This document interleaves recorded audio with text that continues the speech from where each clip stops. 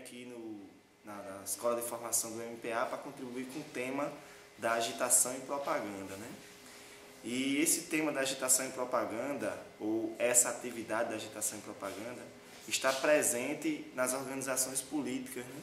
Nos movimentos sociais, ao longo da história da luta da classe trabalhadora, né? Então a classe trabalhadora tem a necessidade e a obrigação de estar difundindo e divulgando as suas ideias e também denunciando os impactos e as consequências que o modelo capitalista provoca para a classe trabalhadora e para o conjunto da humanidade.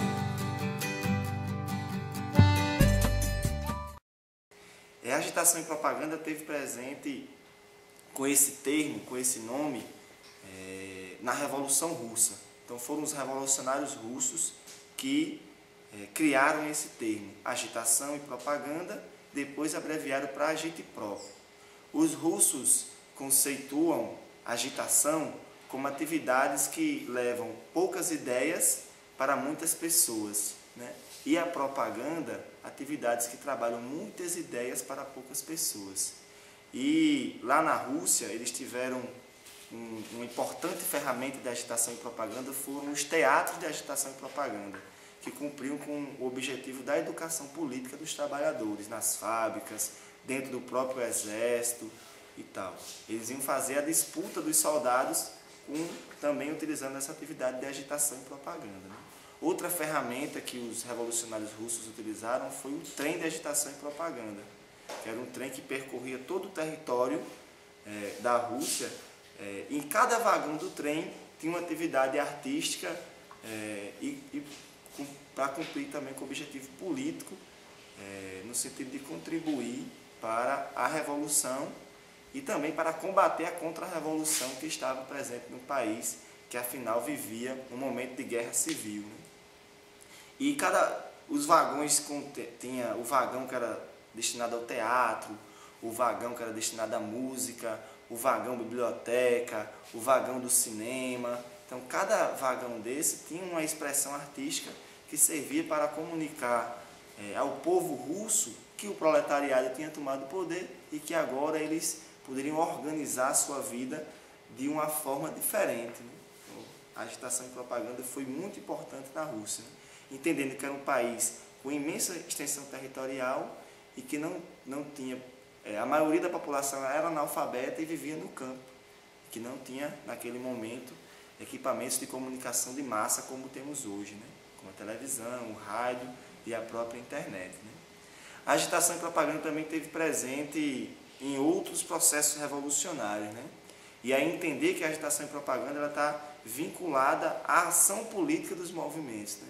Então, a ação política das organizações, como, por exemplo, uma ação de suma importância no processo da Revolução Cubana, no tocante à agitação e propaganda, foi o assalto ao quartel Moncada. Então, o assalto ao quartel Moncada, por mais que tenha sido uma experiência que militarmente não conseguiu cumprir com o objetivo, que foi de tomar as armas e distribuir essas armas com o povo e fazer a luta contra o regime de Batista, mas ela serviu para manter viva no povo cubano a chama da luta revolucionária contra o autoritarismo e o regime de Batista. Então, essa foi uma forma que manteve no povo a esperança da luta e a necessidade da transformação.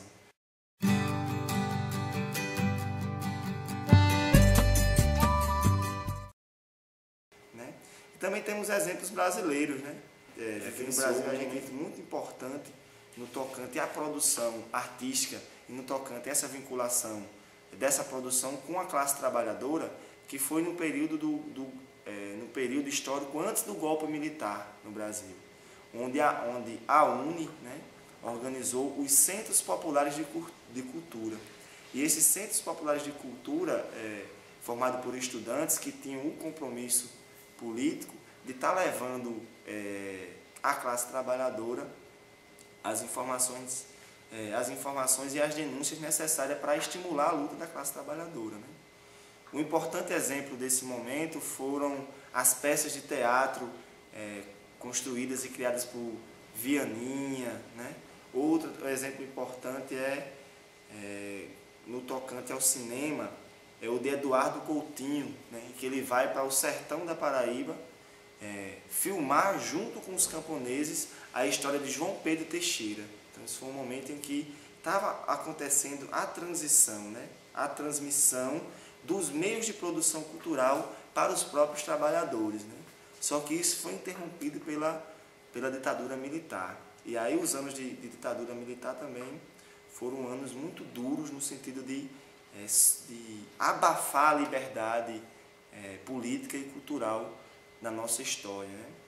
Tanto que é uma página, é um momento que a gente tem que buscar e revirar, né? E aí, recentemente, nós estamos tendo a atividade do Levante Popular da Juventude, né? Que também são atividades de agitação e de propaganda, no sentido de estar denunciando os torturadores, né? Então, são atividades, aí um exemplo muito importante, né?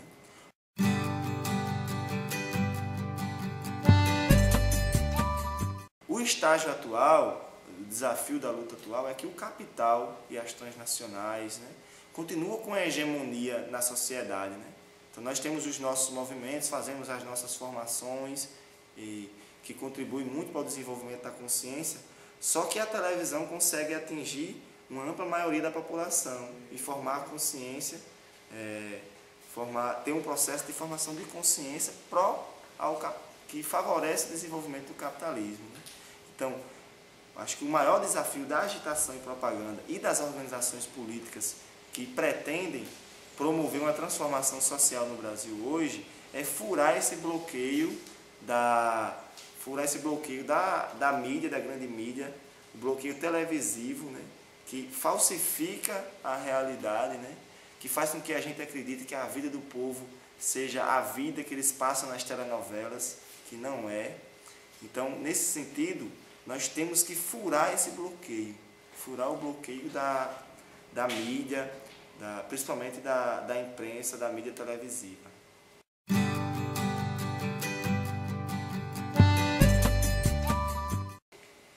Na escola de formação aqui eu percebi que tem um potencial muito grande, um potencial enorme para o desenvolvimento dessas atividades, né?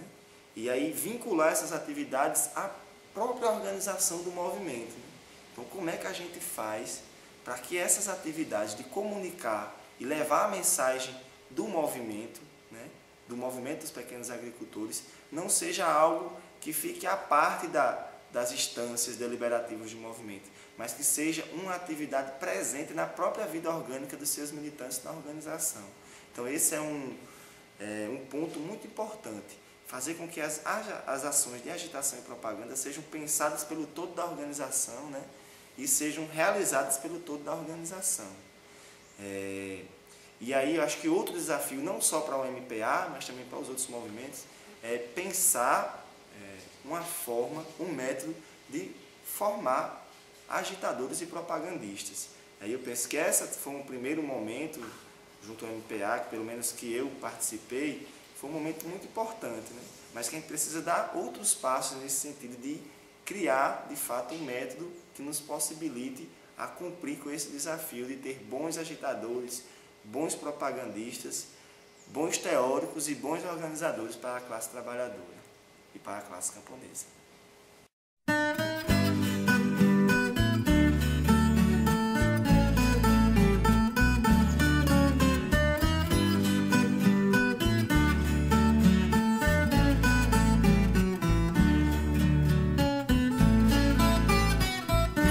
Tu que não tiveste a felicidade, deixa a cidade, vem conhecer meu sertão querido, meu reino encantado, meu berço adorado que me viu nascer. Venha mais depressa, não fique pensando, estou te esperando para te mostrar. Vou mostrar os lindos rios de águas claras e as belezas raras do nosso luar.